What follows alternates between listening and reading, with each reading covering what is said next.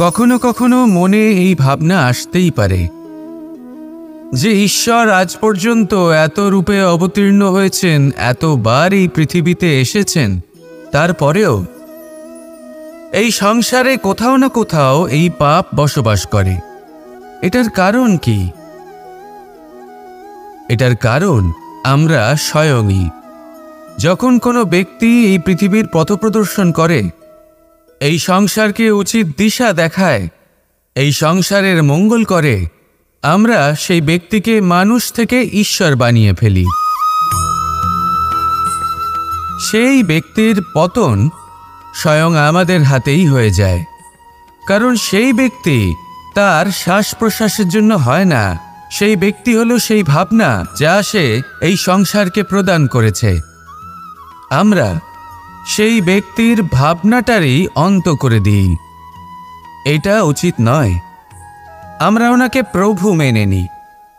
প্রভু মানার পর আমরা ওনার কাছে প্রার্থনা করি, হে প্রভু আমাদের সাহায্য করুন। যদি উনি প্রভুও হন, তাও উনি পৃথিবীতে এসেছেন মনুষ্য রূপে। যা কর্ম করেছেন, যা শক্তি প্রাপ্ত করেছেন, এই দেহ থেকেই প্রাপ্ত করেছেন। আপনাদের এটা বোঝানোর জন্য যে এই কাজ আপনিও করতে পারেন। যারা সৎ আত্মা থাকেন, তাদের জন্য সর্বশ্রেষ্ঠ শ্রদ্ধাঞ্জলি হলো এটাই যে আপনি তাদের পদচিহ্ন অনুসরণ করে চলুন। না ওনাদের স্মরণে থাকুন, না পুষ্পের মালা ওনাদের চরণে রাখুন, বরং তাদের ভাবনাকে অনুসরণ করে সেই ভাবনা নিয়ে এগিয়ে চলুন। এটা না শুধু আপনার জন্য, বরং সমগ্র সংসারের জন্য লাভদায়ক। তাহলে এটাই করুন, আর আমার সাথে ভালোবেসে বলুন, রাধা রাধা। জীবনে সবসময় সেটা হয় না যা আমরা চাই, তেমনভাবে হয় না যেমনভাবে আমরা চাই। এবার তাতে আমরা দুঃখ পাই, নিরাশ হয়ে পড়ি, ভাগ্যকে দোষ দিই অথবা অন্য কাউকে বা নিজেকে। কিন্তু সত্যটা কি, সেটা আমাদের জানতে হবে। এই সংসার নির্মিত হয়েছে পাহাড় দ্বারা এবং পাথর দ্বারা, তাই প্রত্যেক স্থানে ছোট ছোট ছোট ছোট নুড়ি পাথর তো অবশ্যই থাকবে। এগুলো এড়িয়ে যাওয়া সম্ভব নয়, আর এই কথাটা আমরা সকলে জানি। এবার এইভাবেই আমাদের জীবনে নানান রকমের সমস্যা লেগেই থাকে।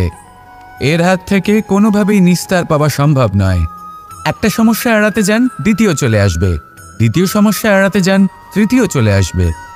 কিন্তু সমস্যা জীবনে থাকবেই, আর আপনাকে সাহায্য করার জন্যই থাকবে কোনো না কোনো রূপে।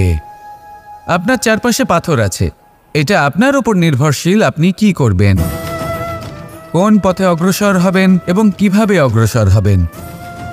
এবার দেখুন, এটা তো সবসময় সম্ভব নয় যে আপনার পদতলে ফুলের চাদর থাকবে। এটা তো অসম্ভব।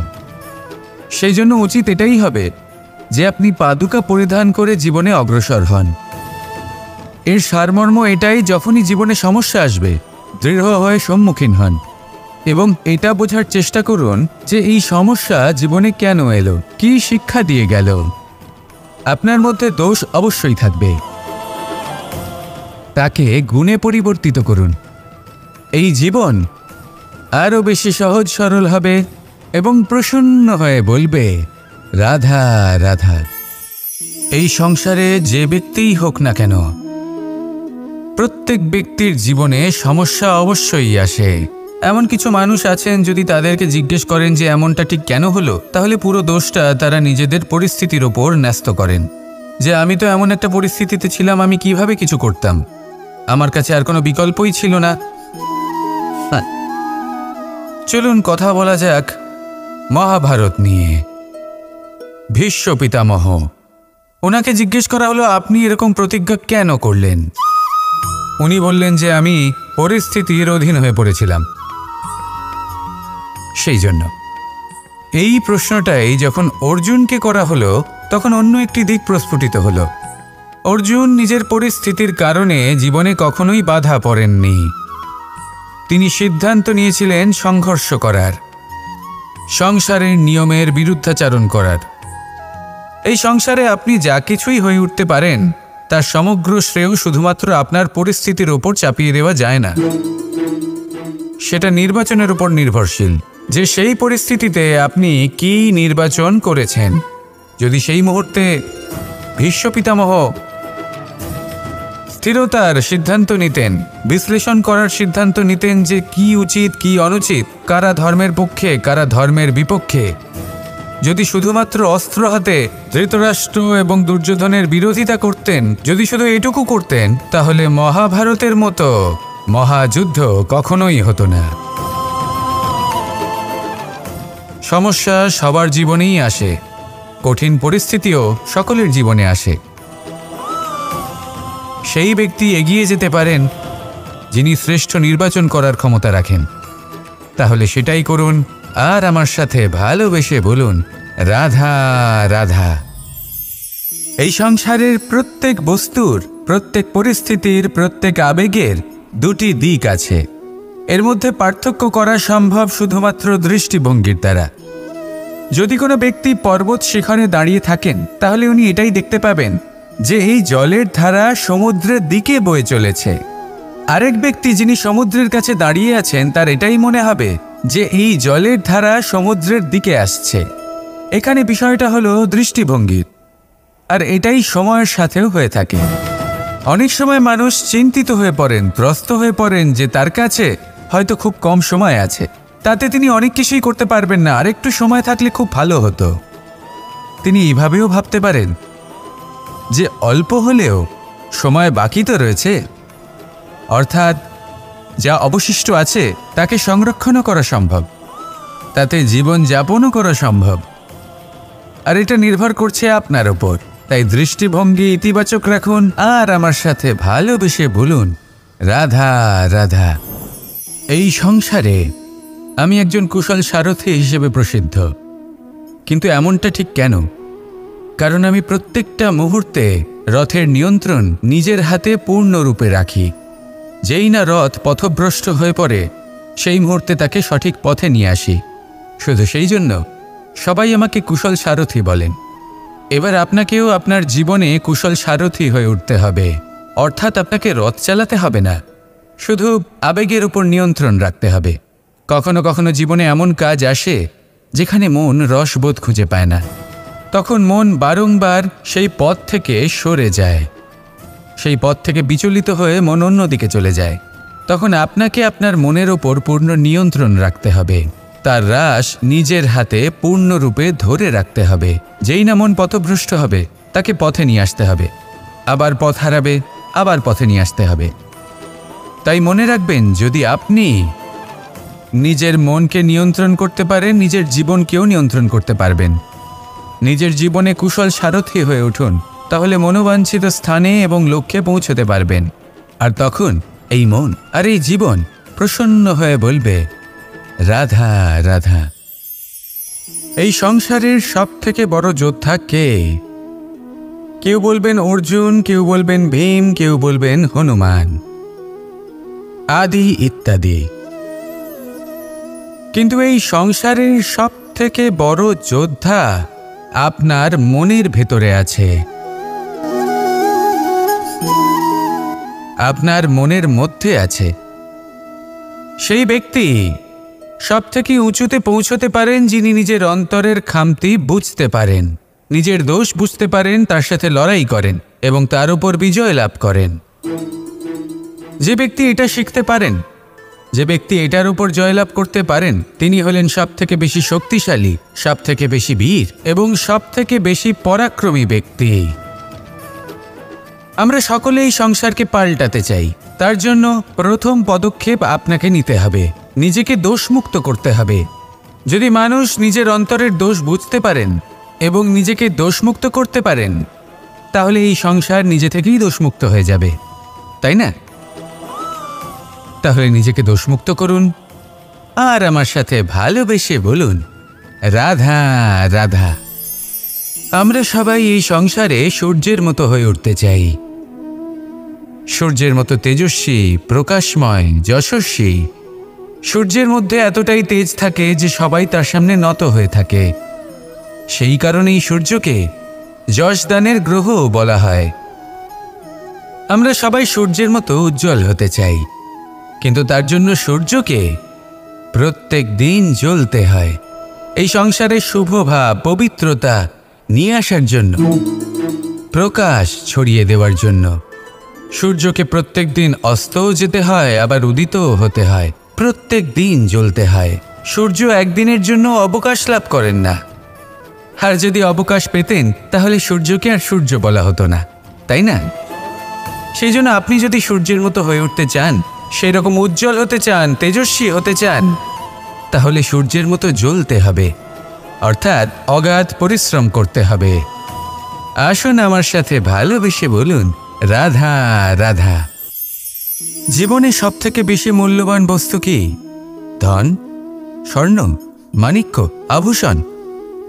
না, এই সব কিছু মিলিয়েও সময়ের এক মুহূর্তের সামনে মলিন হয়ে পড়ে। এক মুহূর্ত যা এক দরিদ্রকে রাজা করতে পারে, যা এক রাজাকেও দরিদ্র করতে পারে। একটি মুহূর্ত যা আপনার আত্মবিশ্বাসকে পর্বতের শিখরে পৌঁছে দিতে পারে। একটি মুহূর্ত যা আপনার অস্তিত্বকে গভীর সাগরে বিলীন করে দিতে পারে। একটি মুহূর্তের খেলা। সব সময় জীবনে সেই ব্যক্তিকে সম্মান করুন, শ্রদ্ধা করুন, যিনি আপনার জন্য সময় বের করে থাকেন। সবসময় সেই ব্যক্তির প্রতি নিষ্ঠাবান থাকুন, যেই ব্যক্তি খারাপ সময় আপনার পাশে দাঁড়িয়ে থাকে। এই সময় সব থেকে বেশি মূল্যবান। আসুন আমার সাথে ভালোবেসে বলুন, রাধা রাধা। সাগর জলতত্ত্ব দ্বারা সমৃদ্ধ। এ হলো জন্মদাতাও আর জনকও। এই সাগরকে দেখে আমরা অনেক কিছু শিখতে পারি। এই সাগরকে বাইরে থেকে দেখলে মনে হবে এর ঢেউ কোলাহল সৃষ্টি করছে, কিন্তু যদি আপনি আস্তে আস্তে কিছুটা গভীরে যান তাহলে দেখবেন ঢেউগুলি শান্ত হয়ে গেছে। সেই একই সাগর তীরের কাছে অন্যরকম, গভীরে অন্যরকম। এবার সাগরের মাঝে এসে দাঁড়ান আর অনুমান করতে চেষ্টা করুন যে এটা কতটা গভীর। তাহলে দেখবেন এই কাজ অসম্ভব। আপনি সত্য কখনোই জানতে পারবেন না যতক্ষণ না সেই সাগরের তলদেশে পৌঁছচ্ছেন। এবার এই সাগরের মতোই হয় মানুষ। মানুষকে আপনি দূর থেকে বুঝতে পারবেন না, আপনাকে কাছে যেতেই হবে। একই দিনে আপনি পূর্ণরূপে কোনো মানুষকে জানতে পারবেন না, তার সাথে সময় কাটাতে হবে। প্রত্যেক মানুষ হলো আলাদা, ঠিক সাগরের মতো, যার নিজের আকার আছে, নিজস্বতা রয়েছে, গভীরতাও আছে। সেটা বোঝার সময় দিন, নয়তো কখনো কোনো মানুষকে বুঝতেই পারবেন না। আসুন আমার সাথে ভালোবেসে বলুন, রাধা রাধা। নেকড়ে। নেকড়ের বিষয়ে আমরা সকলে জানি। ওরা খুবই নিষ্ঠাবান এবং অত্যন্ত সতর্ক থাকেন। ছোট ছোট মূর্খতা করে বসেন। এনারা হাড় চিবোতে খুব ভালোবাসেন, কিন্তু চিবোতে চিবোতে এদের মাড়ি ছড়ে যায়, সেখান থেকে রক্তপাত হতে থাকে। সেই রক্ত ওনারা পান করেন আর ওনাদের মনে হয় এই রক্ত হাড় থেকেই পাচ্ছেন। ওনারা ভাবেন যে এই হাড় চিবিয়ে আমরা আনন্দ লাভ করছি, কিন্তু আসল সত্য হলো এটাই যে ওনারা নিজেদেরই ক্ষতি করছেন। আমরা মানুষ, আমাদের সাথেও এমনটাই হয়। কখনো কখনো ভুলবশত আমরা এমন কোনো কাজ করি আর আমাদের মনে হয় যে আমরা বাইরে থেকে আনন্দ লাভ করছি, কিন্তু সত্য হলো এটাই যে আমরা শুধুই ক্ষতিগ্রস্ত হচ্ছি। এটা হলো খুব বড় একটা শিক্ষা যা আমাদের শেখা উচিত। তা হলো এটা যে আমাদের বোঝা উচিত যে কখন আমরা লাভবান হচ্ছে আর কখন ক্ষতিটাকেই লাভ বলে মনে করছি। এই শিক্ষা যদি আপনি প্রাপ্ত করতে পারেন তাহলে এই সংসারে আপনার থেকে বেশি প্রসন্ন আর কেউ থাকবেন না। তাহলে আসুন আর আমার সাথে ভালোবেসে বলুন, রাধা রাধা। যজ্ঞের আগুনকে শুভ বলে মনে করা হয় আর সেখানেই চিতার আগুনকে অশুভ মনে করা হয়। এমনটা কেন হয়? এখানে বিষয়টা হলো লক্ষ্য, বিচার এবং সঙ্গের। যখন আমরা যজ্ঞ করি তখন আমাদের লক্ষ্য কি হয়? পরিবেশকে আরও পবিত্র করে তোলা, ইতিবাচক করে তোলা। আমাদের লক্ষ্য শুভ হয়। তারপরে আসে বিচার। এই পরিস্থিতিতে সেই বিচার হলো অগ্নি। স্ফুলিঙ্গ থেকে তীব্র আকার ধারণ করে সমস্ত কাঠকে পুড়িয়ে দেয় এবং সুগন্ধ ছড়িয়ে দেয়। অর্থাৎ যদি আপনার লক্ষ্য শুভ হয় তাহলে তার নিজেই শুভ বিচারধারাকে আমন্ত্রণ জানায়। এই শুভ বিচার তখনই আসবে যখন আপনার সংকল্প শুভ হবে। অন্যদিকে হলো চিতার আগুন। এর লক্ষ্য কি? একটা দেহকে পরধামে পৌঁছে দেওয়া। সবার শেষে সবকিছু আপনার উপরে নির্ভরশীল যে আপনি কোনটা চয়ন করতে চান। আপনার লক্ষ্য যদি শুভ হয় তাহলে আপনার বিচার এবং সঙ্গতি আর তার পরিণাম সবই শুভ হবে। আসুন আর আমার সাথে ভালোবেসে বলুন, রাধা রাধা। সকলে আমাকে জিজ্ঞেস করেন যে কৃষ্ণ, তুমি সবসময় হাসি মুখে কি করে থাকো? এত প্রসন্ন কি করে থাকো তুমি? এই সমগ্র সংসারে চতুর্দিকে সমস্যা রয়েছে, দুঃখ রয়েছে, তাও হাসি মুখে কি করে থাকো? সত্যি কথাই বটে, এই সংসারে চারিদিকেই দুঃখ রয়েছে, প্রত্যেকের জীবনে সমস্যা রয়েছে। কৃষ্ণের জীবনে একটু বেশিই সমস্যা রয়েছে, তাও আমি হাসতে থাকি। কেন? কারণ হলো প্রেম। আমার সমস্ত মনোযোগ কেন্দ্রীভূত থাকে সেই প্রেমের প্রতি যা আমি পেয়ে থাকি। যেমন রাধার প্রেম, দ্বারকার প্রেম, দাদার প্রেম, স্ত্রীর প্রেম, পুত্রের প্রেম, মাতা পিতার প্রেম আদি ইত্যাদি। আমার মনোযোগ এই প্রেমের প্রতি কেন্দ্রীভূত থাকে। আর যখনই আমি এই প্রেমের কথা স্মরণ করি, মুখে দুশ্চিন্তা অথবা দুঃখের আবেগ দেখা অসম্ভব ব্যাপার। শুধু এটাই হলো রহস্য কৃষ্ণের হাসি মুখে থাকার, তার হাসির রহস্য। আপনিও জীবনে এটাই করুন। আপনি জীবনে যে ভালোবাসা পেয়েছেন তার প্রতি মনোনিবেশ করুন। ধন্যবাদ জানান সেই প্রেমকে, ধন্যবাদ জানান সেই সকল ছোট ছোট বস্তুকে যা আপনি জীবনে পেয়েছেন। আমি নিশ্চিত রূপে বলতে পারি যে আপনার সমস্ত জীবন বদলে যাবে। সংকল্প করুন যে আপনি এই জীবনে শুধু প্রেম বিতরণ করবেন। এই মন জীবনের প্রত্যেক মুহূর্তে প্রসন্ন থাকবে আর আনন্দ সহকারে বলবে, রাধা রাধা। অশ্বত্থামার মৃত্যু হল। কেউ জানে না সে মানুষ নাকি হাতি। এই বাক্য কে বলেছিলেন? সাক্ষাৎ ধর্মরাজ যুধিষ্ঠির। সেই যুধিষ্ঠির যিনি নিজের জীবনে কখনো মিথ্যে বলেননি, কিন্তু উনি এমন কিছু নির্বাচন করেছিলেন যার জন্য চিরকাল শুধুই মহারাজ যুধিষ্ঠির হয়ে থেকে গেলেন। কখনো অভিমন্যুর সমান হতে পারলেন না। যখন দ্যুতক্রীড়ার আমন্ত্রণ এসেছিল তখন মহারাজ যুধিষ্ঠির সেটা অস্বীকার করতেই পারতেন, কিন্তু করলেন না। অহংকারের জন্য সেই আমন্ত্রণ গ্রহণ করলেন উনি, এবং অহংকারের জন্য করা এই নির্বাচন ওনাকে সাধারণ করে রেখে দিল। নিজের গুরু দ্রোণাচার্যকে পরাজিত করার জন্য একটি মিথ্যে কথা বলেছিলেন। অশ্বত্থামা মারা পড়েছে, আর তারপর গ্লানিমাখা কণ্ঠে ধীরস্বরে বলেছিলেন, জানি না সে মানুষ না হাতি, কিন্তু অর্ধসত্য হোক বা সত্য লুকোনো হোক, তা হল মিথ্যের সমান, এবং প্রত্যেকটি কর্মের ফল মানুষ অবশ্যই ভোগ করে। এই নির্বাচনের কারণে যুধিষ্ঠিরকেও নরকবাস করতে হয়েছিল।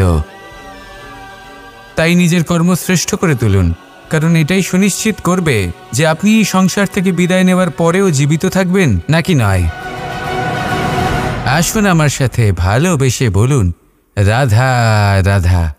মানুষ ছোট হোক বা বড়, রাজা হোক বা দরিদ্র, সমস্ত মানুষের মধ্যে একটা সামঞ্জস্য থাকে। সমস্ত মানুষের কাছে তার প্রশংসা অত্যন্ত গুরুত্বপূর্ণ।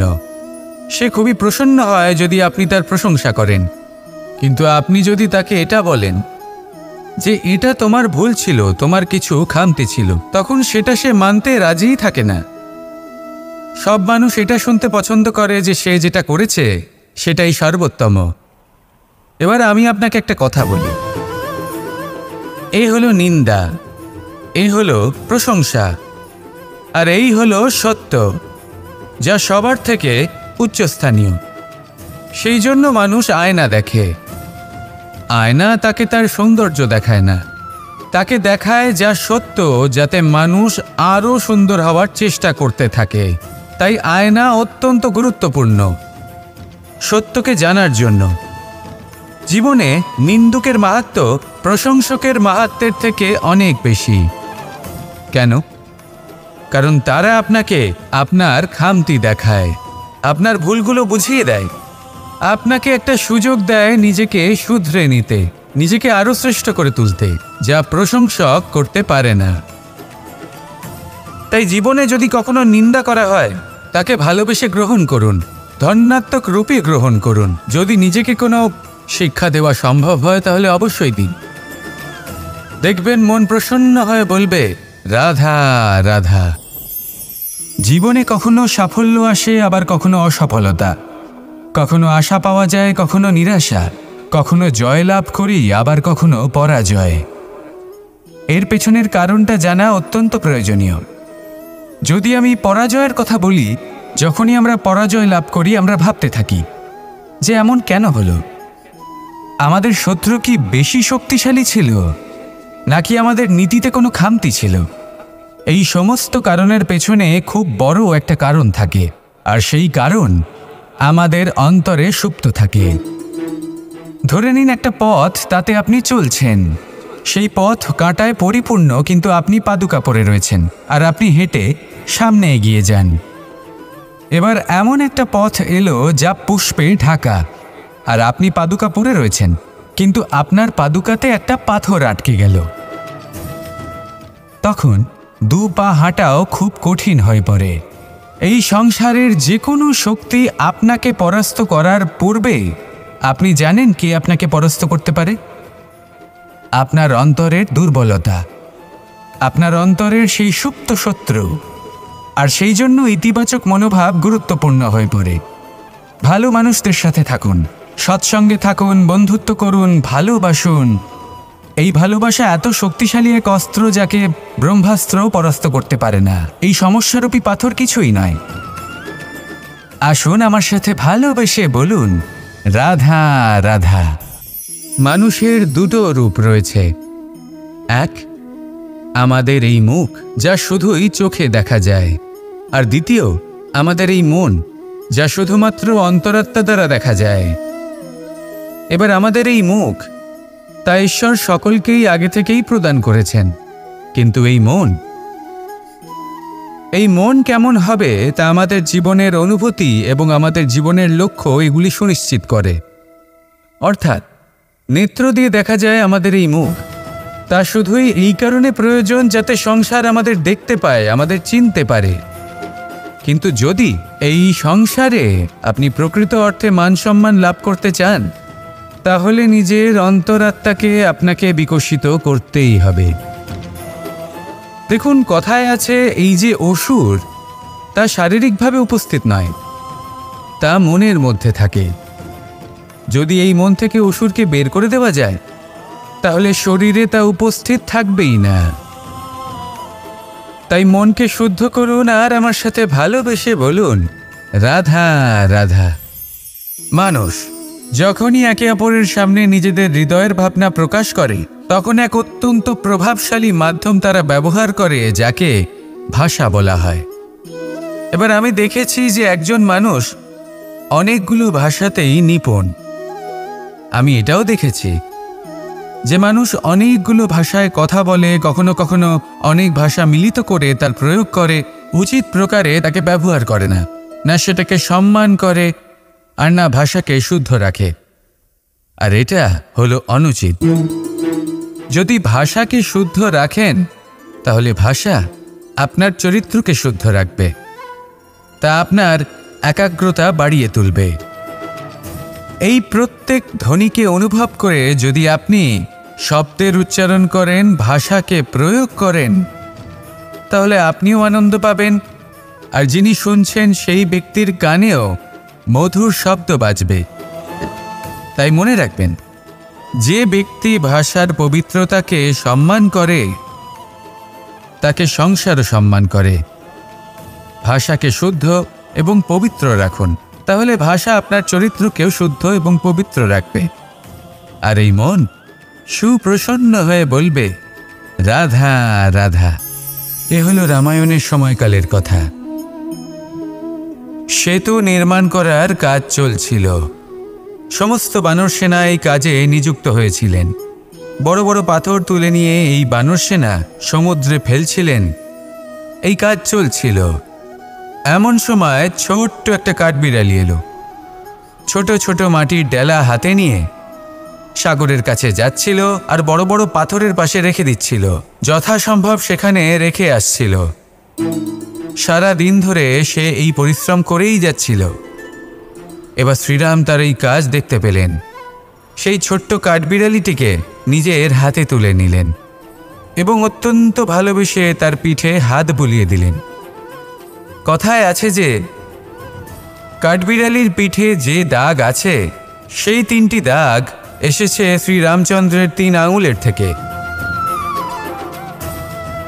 যে কাজ আপনি করছেন তাতে সমস্ত শক্তি প্রয়োগ করুন, যতটা আপনার সামর্থ্য রয়েছে, যতটা আপনার প্রতিভা রয়েছে, সম্পূর্ণভাবে উৎসর্গ করে দিন। ঠিক এমনভাবে কর্ম করুন। সেই কাঠবিড়ালি কিন্তু তাই করেছিল। সেই জন্য শ্রীরামের সাথে সেও সেই কাহিনীতে অমর হয়ে গেছিল। সম্পূর্ণ শক্তি প্রয়োগ করুন, সম্পূর্ণ সামর্থ্যের সাথে কর্ম করুন, কারণ এটাই হলো শ্রেষ্ঠ পথ কোনো কর্ম করার। আসুন আমার সাথে ভালোবেসে বলুন, রাধা রাধা।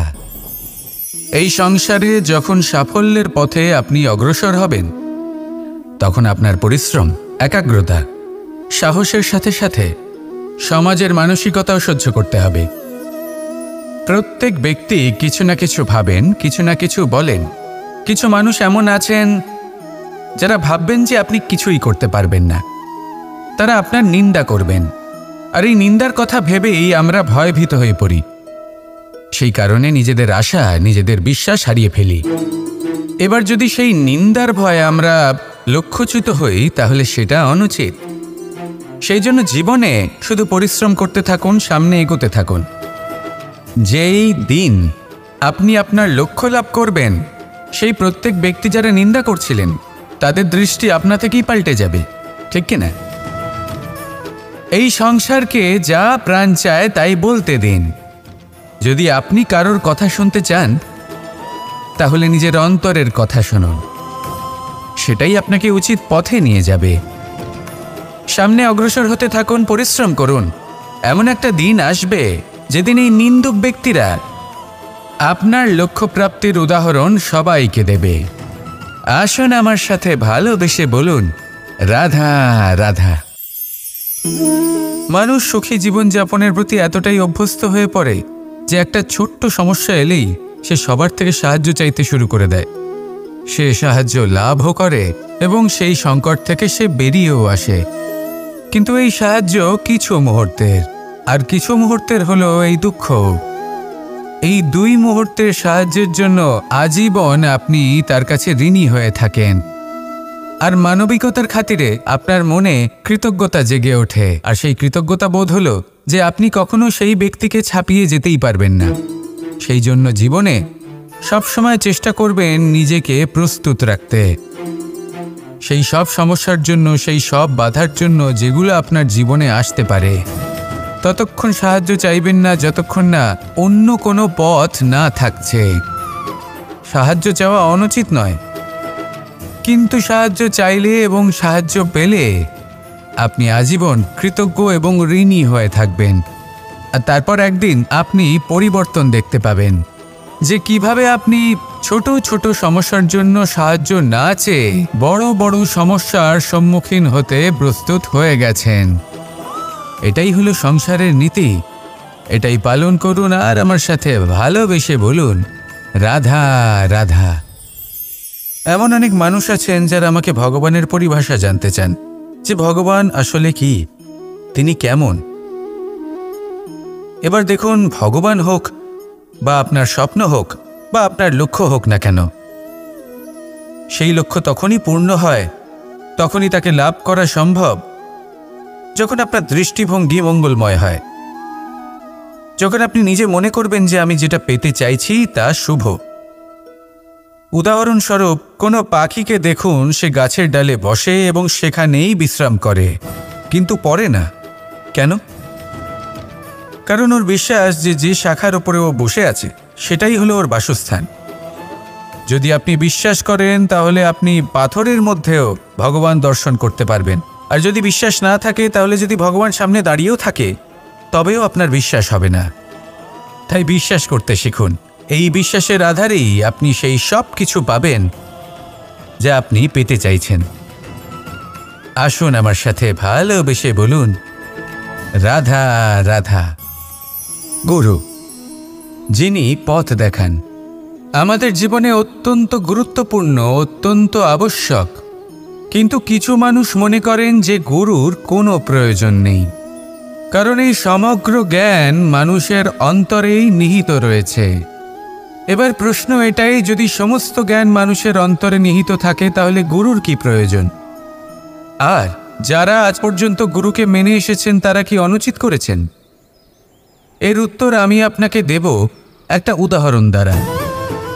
একটা কাঠ যা জ্বলনশীল, জ্বলনের ঊর্জা তার অন্তরে নিহিত রয়েছে, কিন্তু তার জ্বলনের জন্য বাইরে থেকে একটা অনুঘটকের প্রয়োজন হয়। এই অনুঘটকই হলেন আপনার গুরু।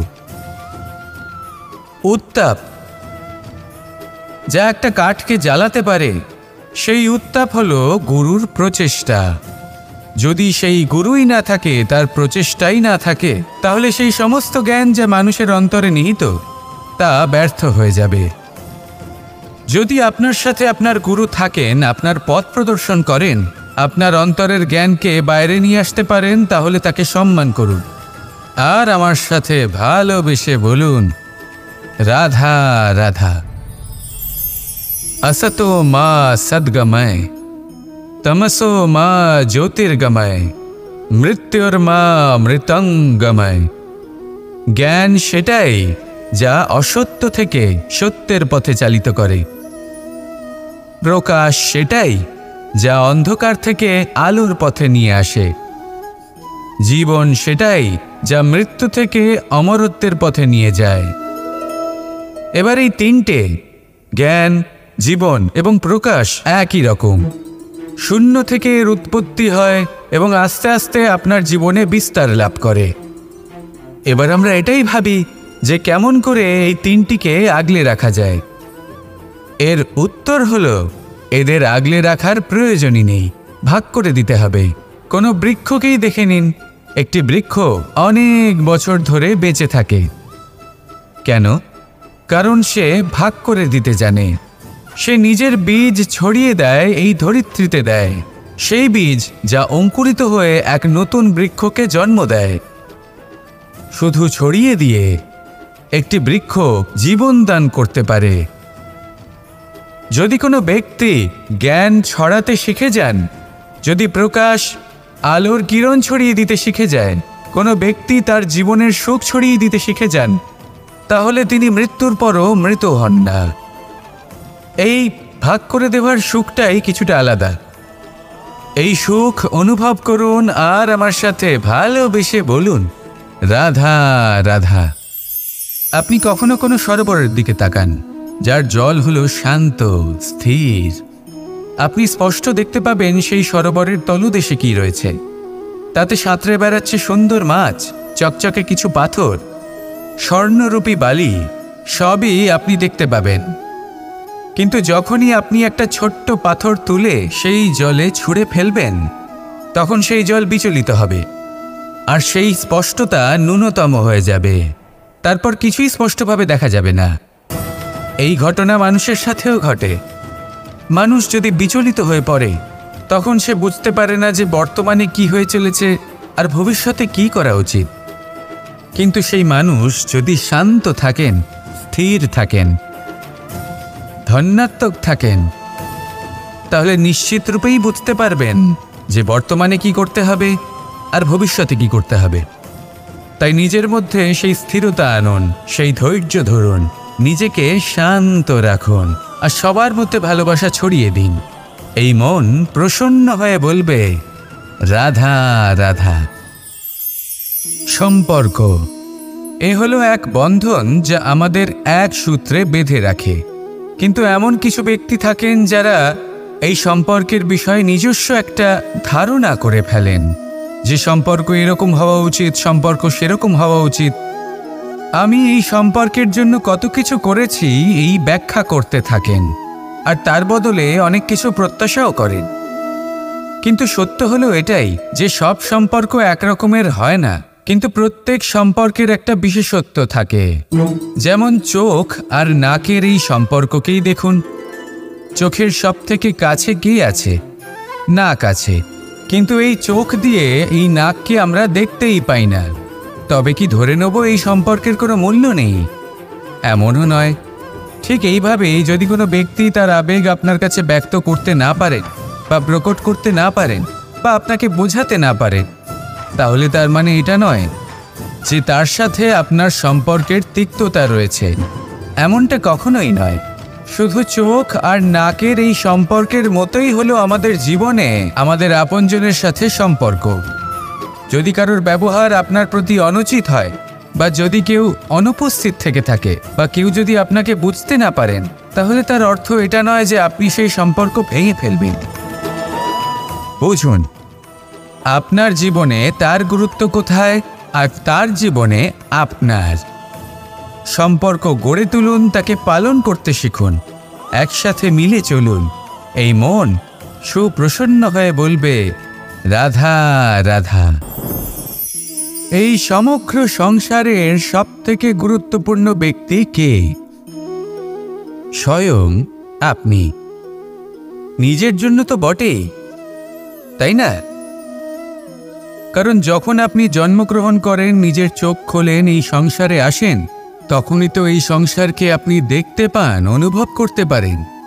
এখানকার আবেগ, এখানকার মানুষজন তখন থেকেই অনুভব করেন। যদি আপনি না থাকেন, তাহলে এই সংসারের অস্তিত্ব আপনার কাছে শূন্যের সমান, তাই না? আপনি না থাকলে এই সংসারও আপনার কাছে নেই। এবার সবাই বলবেন যে এ তো সত্যি কথা। সেই অনুযায়ী তো আমার স্বার্থপর হওয়া উচিত, অহংকারী হওয়া উচিত, কারণ আমার কাছে আমিই তো সব কিছু। দৃষ্টিভঙ্গি পাল্টে দেখুন। আপনার কাছে সবথেকে বেশি গুরুত্বপূর্ণ ব্যক্তি কে? আপনি নিজেই। সেই মানুষটি কেমন হওয়া উচিত একটু ভেবে দেখুন। সবসময় সকলকে সাহায্য করুন, একসাথে মিলে পরিশ্রম করুন, সাহায্য করুন অন্যদেরকে। এটা অতি আবশ্যক। এবং তার থেকেও বেশি গুরুত্বপূর্ণ হলো এটাই যে আপনার মনে যেন কখনো এই বিষয়ে ভয় না থাকে যে আমি আমার প্রিয়জনদের, আমার কাছের মানুষগুলিকে হারিয়ে ফেলব। এই ভয় কখনোই মনের মধ্যে থাকা উচিত নয়। যদি ভয় থাকে তাহলে থাকুক এই বিষয়ে যে সকল মানুষ আমার জীবন থেকে, আমার থেকে দূরে চলে যাচ্ছেন, তাদের বাধা দিতে দিতে আমি যেন নিজেকেই না হারিয়ে ফেলি, নিজের অস্তিত্বকেই না হারিয়ে ফেলি, নিজের ব্যক্তিত্বকে, নিজের বিচারধারাকে, নিজের করুণার শক্তি না হারাই। তাহলে এই ভয় ত্যাগ করুন আর আমার সাথে ভালোবেসে বলুন, রাধা রাধা। এই ফল কি তা বলার কোনো প্রয়োজন নেই। এই ফল কতটা সুস্বাদু সেটাও বলার কোনো প্রয়োজন নেই। ধরুন এমন কোনো মানুষ আসলেন যিনি জানেন না এটা কোন ফল। তিনি এটা দেখে ভাববেন এ তো কাঁটার একটা গুচ্ছ মনে হচ্ছে, নিয়ে ফেলে দেবেন। সেখানে দ্বিতীয় কোনো ব্যক্তি যিনি বুঝদার, তিনি দেখবেন, ভাববেন যে প্রকৃতি এর গায়ে এত কাঁটা কেন দিয়েছে? অবশ্যই সুরক্ষার জন্য দিয়েছে, অর্থাৎ ভিতরে অবশ্যই অমূল্য কিছু রয়েছে। সেই ধরনের ব্যক্তি এই ফলের অন্তরে প্রবেশ করেন এবং এই ফলের আনন্দ উপভোগ করেন। এরকমই কিছুটা আমাদের সংসারেও আমরা দেখতে পাই। প্রত্যেক দিন আমরা নতুন নতুন মানুষের সাথে পরিচিত হই। এমন কিছু ব্যক্তি থাকেন যাদের সাথে প্রথম আলাপের পর আমাদের এটা মনে হয় যে এই ব্যক্তিকে দেখে একটু রাগী ব্যক্তি মনে হচ্ছে, বড়ই অহংকারী বোধ হচ্ছে, উদ্ধত মনে হচ্ছে। বেশিরভাগ মানুষ প্রথম আলাপের পরে তাদের সাথে দূরত্ব বজায় রাখবেন, কিন্তু যিনি বুঝদার ব্যক্তি তিনি ভাববেন যে এই ব্যক্তি এমন কেন করছেন। হয়তো সুরক্ষার খাতিরে এই ব্যক্তি নিজেকে এরকম করে তুলেছেন যাতে অন্য কোনো ব্যক্তি এসে ওনার সময় নষ্ট না করেন, ওনার আবেগের সাথে ছলনা না করেন, খেলা না করেন। হয়তো অতীতে এমন কোনো ঘটনা ঘটেছে যার জন্য এই ব্যক্তি কিছুটা এরকম হয়ে গেছেন। এমনই একজন ব্যক্তি সেই ব্যক্তির মনের গভীর পর্যন্ত পৌঁছতে পারেন আর সেখান থেকে শুভ গুণগুলিকে বাইরে বের করে আনতে পারেন। এরকমই ব্যক্তি হয়ে উঠুন, এমন বুঝদার ব্যক্তি হয়ে উঠুন যিনি সামনের ব্যক্তির খারাপ গুণগুলিকে অবহেলা করে হৃদয়ের অন্তঃস্থল থেকে শুভ গুণগুলিকে প্রকাশিত করে। এবং সেই ব্যক্তিকে দেখাতে পারে। এমন